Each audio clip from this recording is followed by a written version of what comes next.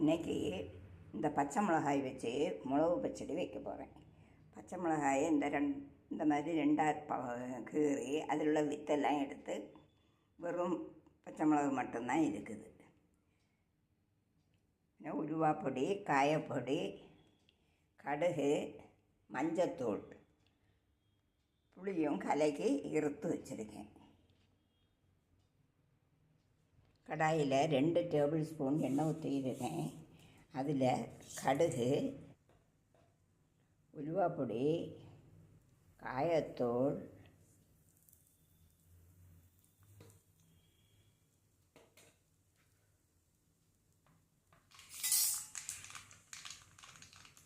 கடுகு பொட்டிடுச்சு. இன்னும் கறிவேப்பிலை, அந்த மிளகாய் நறுக்குனதையும் அதில் போட்டணும். நல்ல கிளறி கொடுத்து லோ ஃப்ளேமில் மூடி வச்சு வதங்க விடணும்.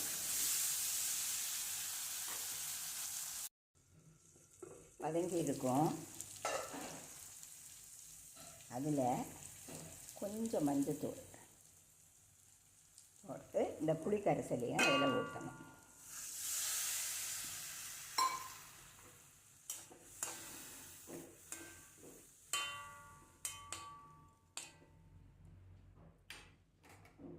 மறுபடியும் மூடி வச்சு அது நல்லா வேக விடணும்.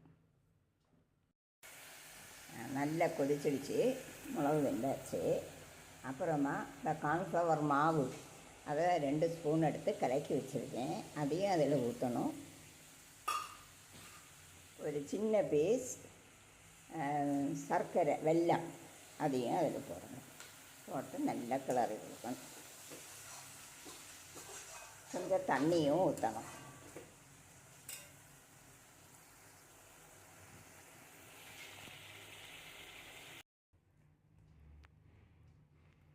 பச்சடியே சரியாயிடுச்சு. சால்ட்டெல்லாம் சரியாயிருக்கான்னு பார்த்துக்கலாம்.